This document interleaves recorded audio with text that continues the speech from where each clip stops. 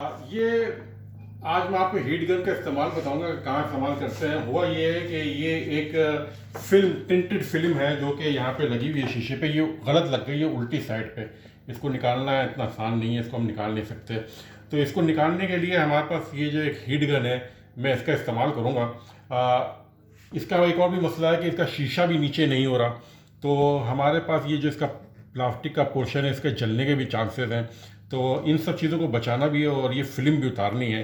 तो वो कैसे उतारेंगे वो मैं आपको दिखा रहा हूँ। मैं इसका स्पीड जो है 1 रख के, मैं इसकी 1 स्पीड रख के इसका टेम्परेचर इसको मैं पूरा हल्के हल्के हीटअप करूँगा।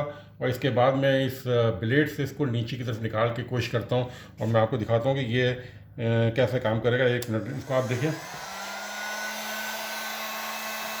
ये हीटिंग शुरू हो चुकी है। ये कम हीटिंग है अभी, तो मुझे इसकी हीटिंग और बढ़ानी है। तो मैं इसकी स्पीड को 2 कर रहा हूँ और ये मुनासिब है। और अब मैं इसको पूरा जो है हीटअप करना शुरू करता हूँ। तो मैं आपको दिखाता हूँ कि ये कैसे काम करेगा।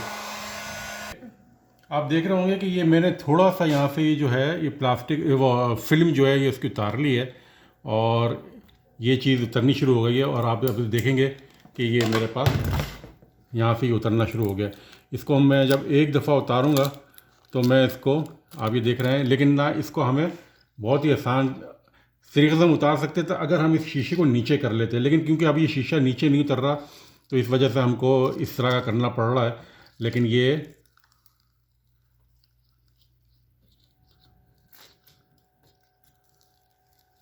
आप देख रहे हैं, ये इस तरह मैं ये पूरी फिल्म जो है इसकी उतार लूँगा। तो ये एक तरीक़ाकार है। ये इतने आसानी से अच्छी तरह से नहीं उतर रहा। अगर ये शीशा नीचे उतरता तो मैं इसको पूरा एक ही पीस के अंदर उतार लेता। शुक्रिया।